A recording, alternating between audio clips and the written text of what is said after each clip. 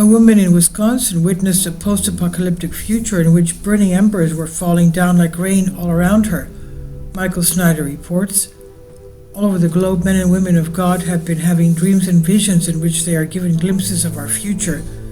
Often the things that they are shown are apocalyptic in nature. Of course, that's perfectly consistent with what the Bible says. Throughout the scriptures, we're told that the days just before the return of Jesus will be unlike anything that humanity has ever experienced before.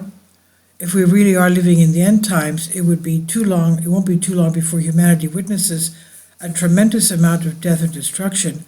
Needless to say, such a message is not popular with the vast majority of the population. Earlier this week, I received an email from a woman in Wisconsin named Heather that really got my attention. After reading my recent dream about President Trump, she felt compelled to send me an extremely vivid dream that she had in December 2024 because she felt that it might be related. After reading what Heather sent to me, I asked her if I could share it with all of you. Thankfully, she agreed to my request. The following is Heather's account of what she was shown in December 2024.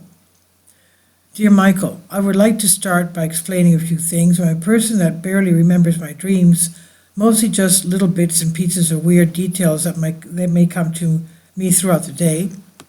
Typically, if I do remember something small, I'm able to say, oh, that makes sense because I was watching that movie before bed. I say this to emphasize that I'm not a vivid dreamer, never have been. I was saved in 2020. I am Jesus all the way, no matter what. I pray all day, and as much as I can, I read and listen to God's words as much as I possibly can, and I 100% believe that we are living through what Jesus spoke of in Matthew 24. I believe the tribulation will start soon.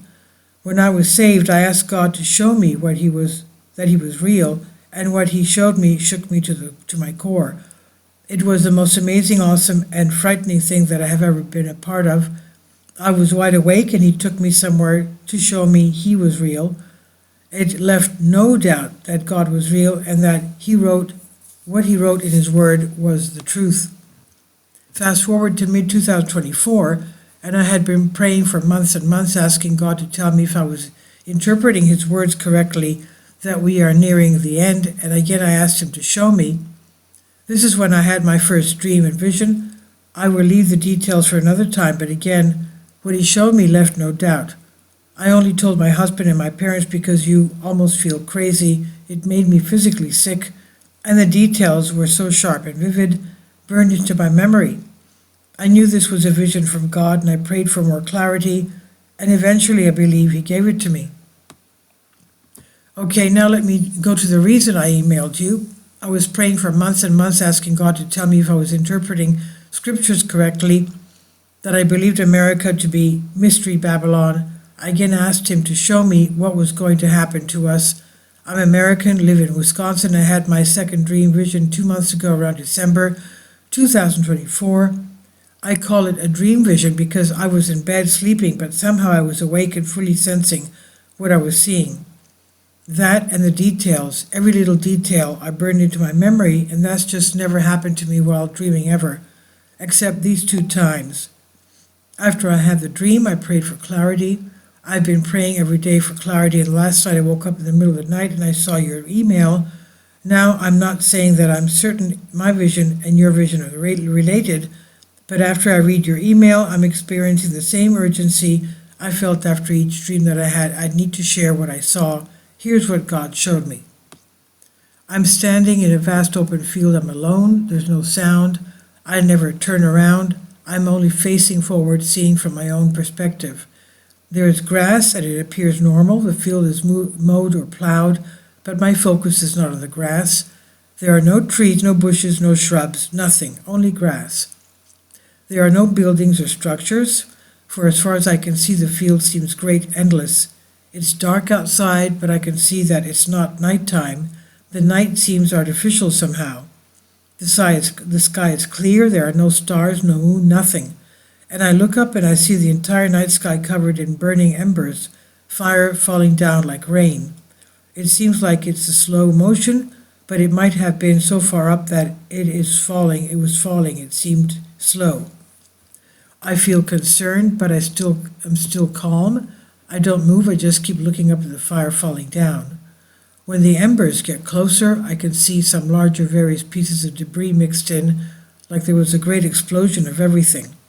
Everything is burning, still on fire, like hot coals in a campfire. As the embers start to fall around me, one piece in particular is coming close to my face. When it's right in front of my face, it pops or explodes in my face, and all I can see is a great flash of light. This light wakes me up. I'm jolted out of sleep. It's completely dark in my room, but I'm blinded by the flash of light. Like when you look directly at the sun and the light image is almost burned into your sight. Even when your eyes are closed, you can still see the image burned in your sight. This is exactly what happened as a result of the flash that I experienced in my vision, only I was fully awake now. Again, I don't pretend to know exactly what this means, but God has been faithful to answer my prayers and has shown me some amazing things in the last year. Joel 2:28-31. And afterward I will pour out my spirit on all people. Your sons and daughters will prophesy, your old men will dream dreams, your young men will see visions. Even on my servants, both men and women, I will pour out my spirit in those days. I will show wonders in the heavens and on earth, blood and fire and billows of smoke. The sun will be turned to darkness and the moon to blood before the coming of the great and dreadful day of the Lord. Acts 2:17.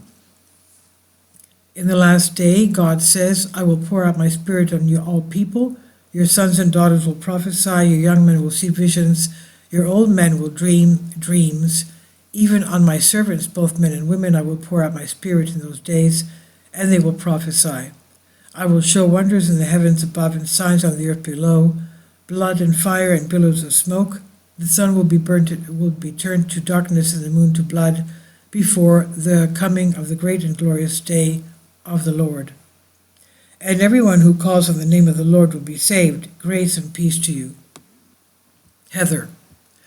When I read Heather's email, it immediately reminded me of nuclear fallout. When nuclear warheads detonate, the colossal fireballs that they create send enormous amounts of burning material up into the atmosphere.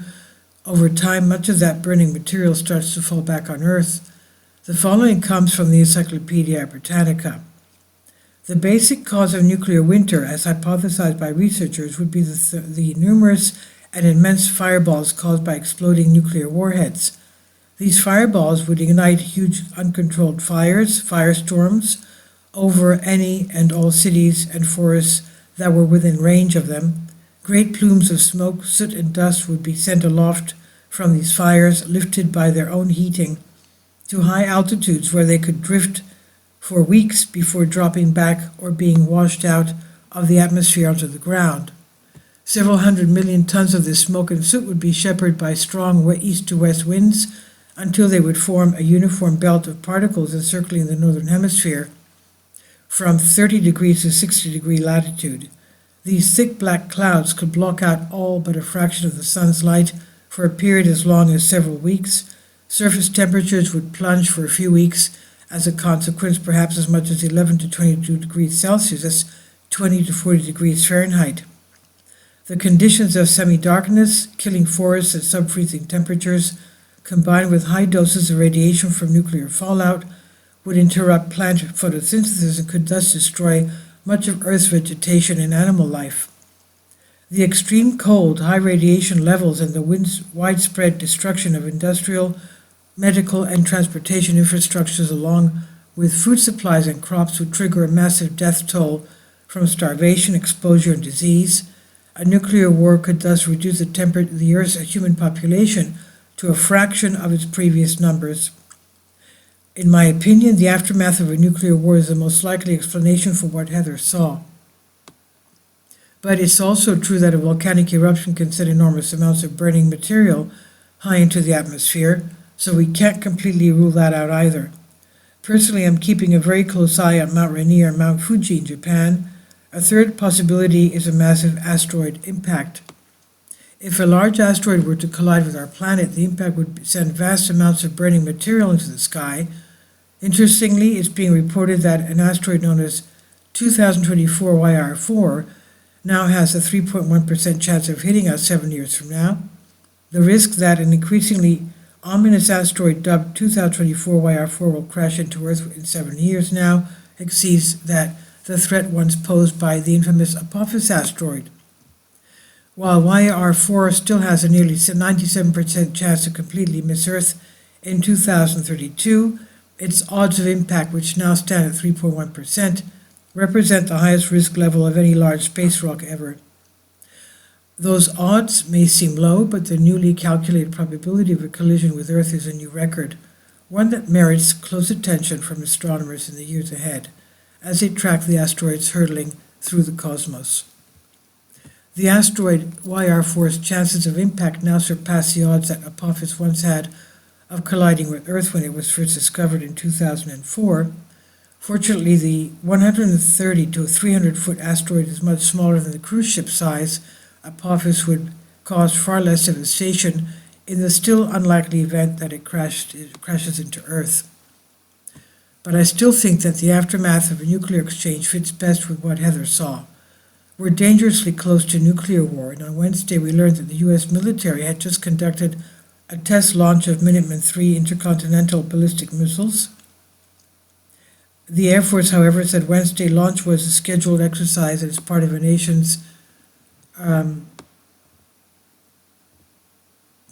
ongoing commitment to maintain a credible deterrent and not a response to current world events. This is a reason why nuclear war has been a major theme of my work for more than a decade. Over and over again, we've been warned, but of course, most people are not interested in such warnings. I'm doing my best to sound the alarm, but it isn't always easy. Matthew 24, Mark 13, Luke 21, and the book of Revelation all specifically tell us that there will be war in the end times. So if we really are living in the end times, there's no way that war will be avoided.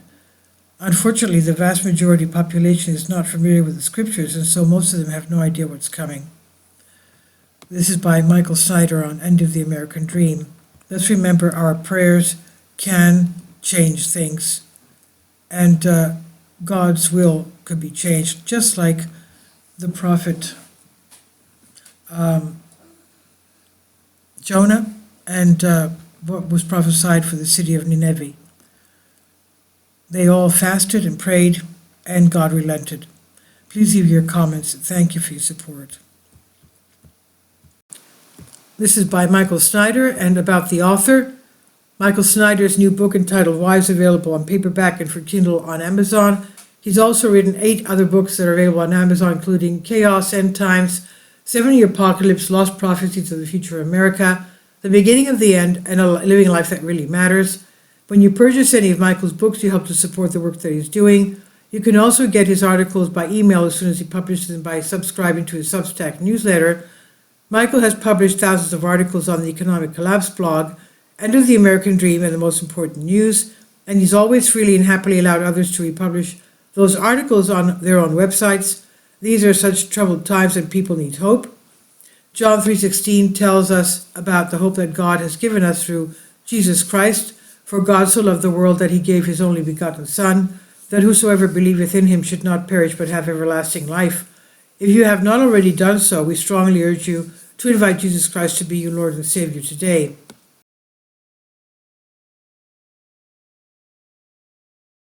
Please support my Patreon account.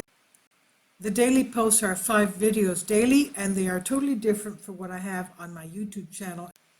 Thank you so much for your support, and that you find all my content so interesting. You'll find the Patreon account details in the description box below.